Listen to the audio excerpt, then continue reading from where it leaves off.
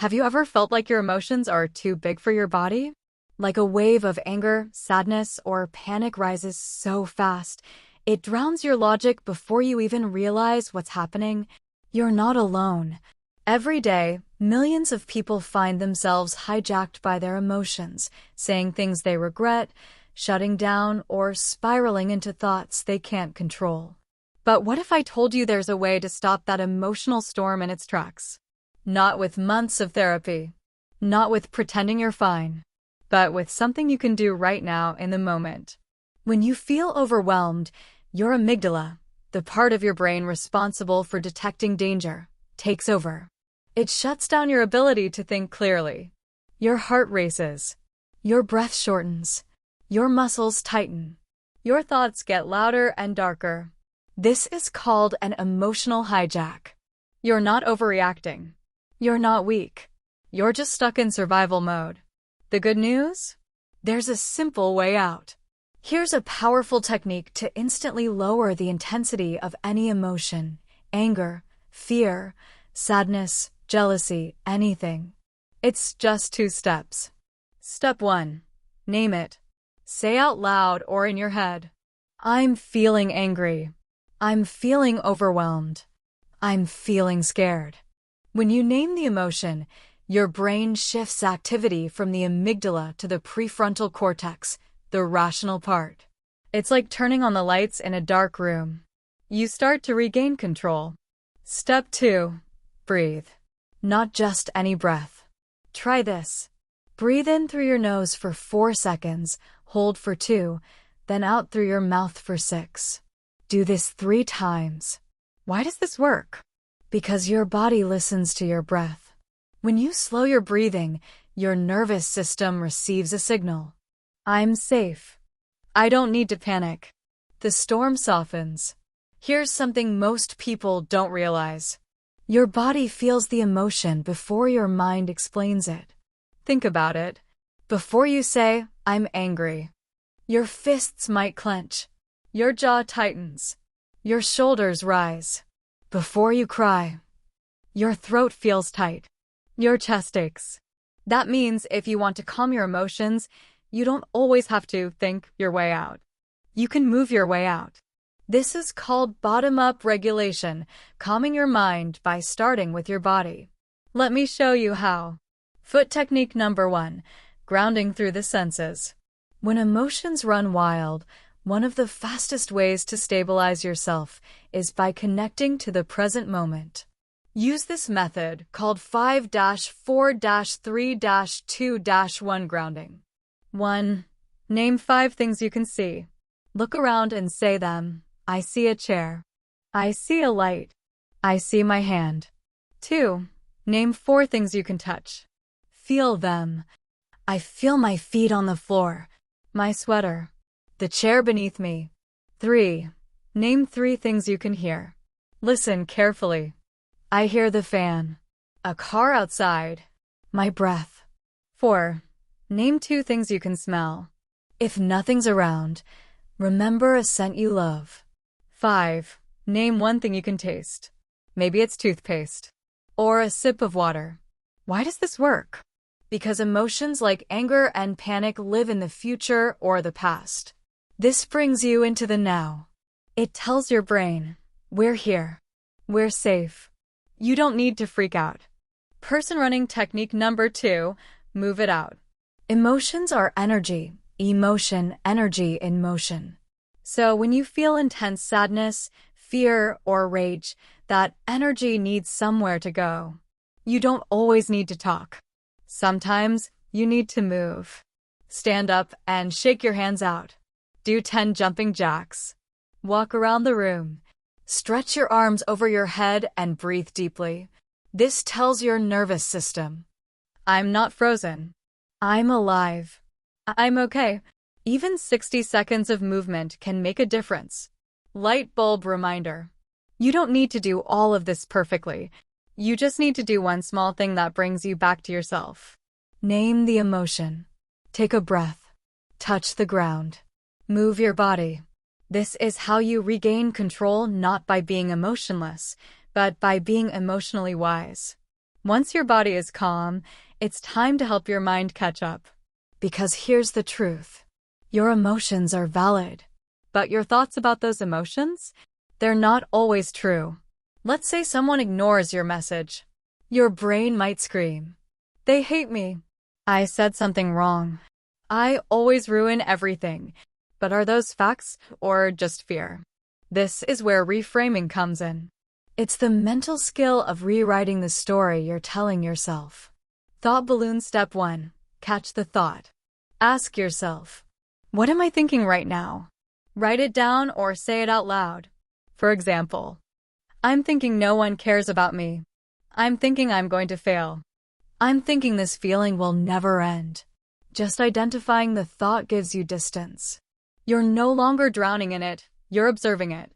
Counterclockwise arrows button step 2, question it. Now ask, is this 100% true? What else might be going on? What would I say to a friend who felt this way? Example. Thought, everyone always leaves me. Reframe, not everyone. I've had people stay. And even if someone leaves, it doesn't mean I'm unlovable. Step 3, replace it with a kinder truth. Instead of, I'll never get through this, say, this is hard, but I've survived hard things before. Instead of, I'm too emotional, say, my emotions are intense because I care deeply. Instead of, I'm weak, say, I'm learning. And that's brave. This doesn't mean lying to yourself. It means choosing a thought that is true and also helpful. Flex biceps resilience isn't being tough, it's being kind. You don't build emotional strength by shutting feelings down. You build it by learning how to support yourself when they show up. That means pausing before reacting, speaking to yourself with kindness, not criticism, letting the emotion pass like a wave without becoming the wave. You are not your worst moment. You are not your panic, your anger, your meltdown. You are the space that holds all of it and learns from it. Let's talk about something that changes everything. But most of us were never taught how to do it. Self-compassion. When intense emotions hit, most people respond to themselves with shame. What's wrong with me? Judgment. I shouldn't feel like this. Pressure. Just get over it. But imagine if you were talking to a crying child. Would you yell at them to toughen up? No. You'd probably sit down, hold their hand, and say, it's okay to feel this. I'm here with you. That's exactly how you need to treat yourself, especially in emotional moments. Seedling technique, self-compassion statement. Try this 3-step sentence next time you feel overwhelmed. 1. Mindfulness. This is a moment of pain. 2. Common humanity. I'm not alone. Many people feel this way sometimes. 3. Kindness. May I be gentle with myself right now? You don't have to believe it 100% at first. Just try saying it out loud or in your head. It's like planting a seed of safety in the soil of your own heart. We all have an inner critic, that voice that says, you're too much. You're not enough. You'll mess this up. It gets louder when we feel emotional. But you also have an inner guide, the calm, wise part of you that's been through pain before and knows how to help you through it. To access it, try this. When your critic shows up, ask, would I speak to a friend this way? If the answer is no, then stop. Choose a kinder voice. Example. Critic, you always fall apart. Guide, you're having a hard time. That's okay. You'll get through this. Repeat button daily practice equals emotional readiness. You can't always prevent emotional storms, but you can prepare for them. Here are daily micro habits that strengthen your emotional resilience. Name your emotions once a day. Ask, what am I feeling right now? Breathe intentionally for 1 minute. Even when you're calm, build the habit. Write down one kind thing about yourself. Rewire your brain to feel safe inside. Take 2 minutes to check in with your body. Tension often hides where emotions live. Over time, these little things build a big emotional muscle. In moments when emotions overwhelm you, you don't need to be perfect. You just need to be present, aware, and a little more gentle with yourself.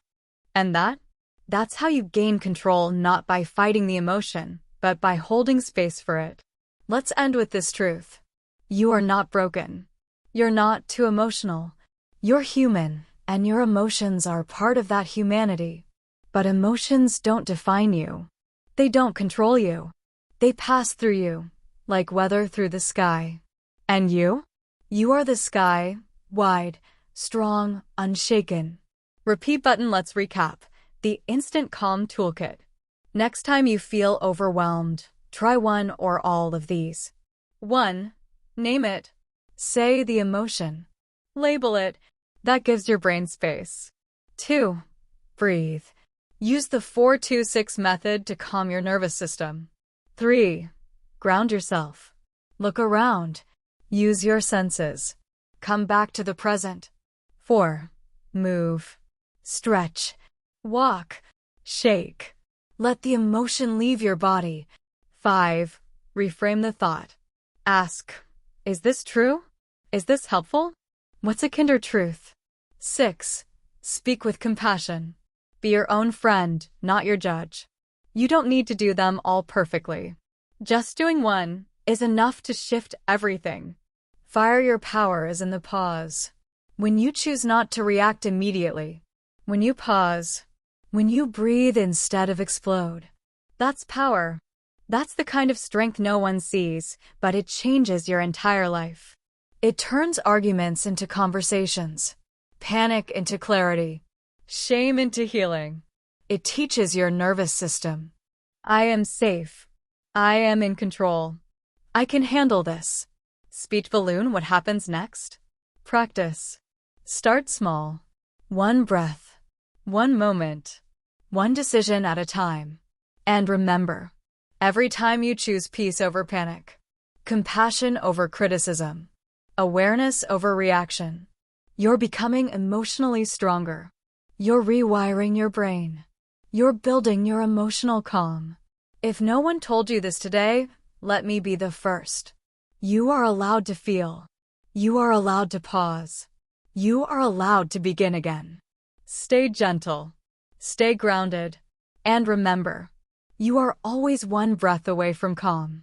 Sparkles, if this helped you, give it a like. Speech balloon, share your favorite calming technique in the comments. Bell subscribe for more tools to master your emotions and heal your inner world.